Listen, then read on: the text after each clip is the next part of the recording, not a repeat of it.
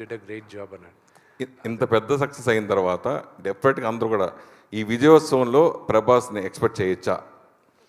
C నా సోదరుడికి ఇష్టం లేని పని నేను మొహమాటం ఉండేది ఇబ్బందికరమైన ఉన్న పని నేను ఎప్పుడు అడగను.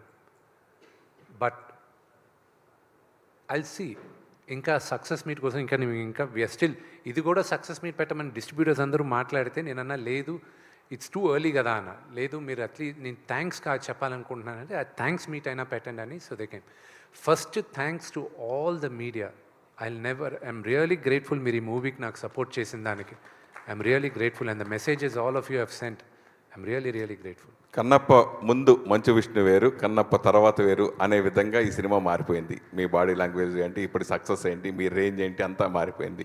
సో భవిష్యత్తులో మీరు ఎలాంటి సినిమాలు చేయాలనుకుంటున్నారు? అట్లాగే ఈ సినిమా మీరు ఎంతో కష్టపడ్డారు, మీకు ఎన్నో పాఠాలు నేర్పి ఉంటుంది కదా, ఆ విషయాల గురించి అడిగితే ఏం చెప్తారు?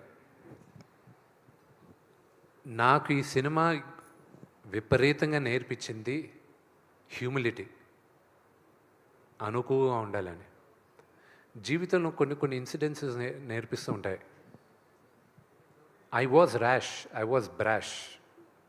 I'm not saying no. Mohan Lal గారితో the relationship I have, that changed me as a human being also. So that is one of my biggest takeaways. ఆయన్ని చూసి నేను కొన్ని నేర్చుకున్నా, ప్రభువనతో చూసుకొని నేర్చుకున్నా. Those are my biggest takeaways.